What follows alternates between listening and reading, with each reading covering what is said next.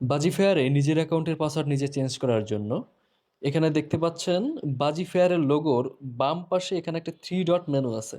আপনারা simply three dot menu click করে open করে দিবেন। ওপেন করার পরে এখানে আপনার প্রোফাইলের একটি অপশন আছে, দেখতে পাবেন এখানে একটা অ্যারো বাটন। এখানে এই অ্যারো বাটনে ক্লিক করবেন। ক্লিক করার পরে এখানে দেখবেন পার্সোনাল ইনফো, এখানে প্রোফাইল পার্সোনাল ইনফো একটি অপশন আছে, এটা ক্লিক করে ওপেন করে দিবেন।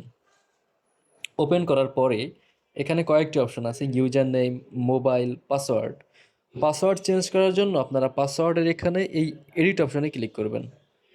এডিট অপশনে ক্লিক করার পরে এখানে তিনটি বক্স, একদম প্রথম বক্স যেখানে আছে ওল্ড পাসওয়ার্ড, এখানে আপনার আগের যে পাসওয়ার্ড ছিল ওইটি বসাবেন।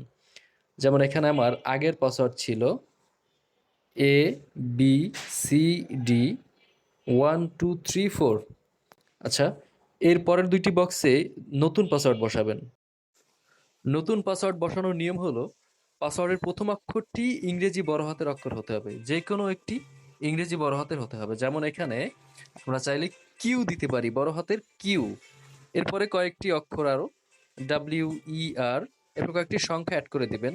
সব মিলিয়ে 8টি ডিজিট এখানে আপনাকে দিতে হবে, যেমন 1 2 3 4। তাহলে আমাদের পাসওয়ার্ড হলো QWER 1 2 3 4। এই সেম পাসওয়ার্ডটি আপনার আবার কনফার্ম পাসওয়ার্ড এই বক্সে বসাবেন, যেমন QWER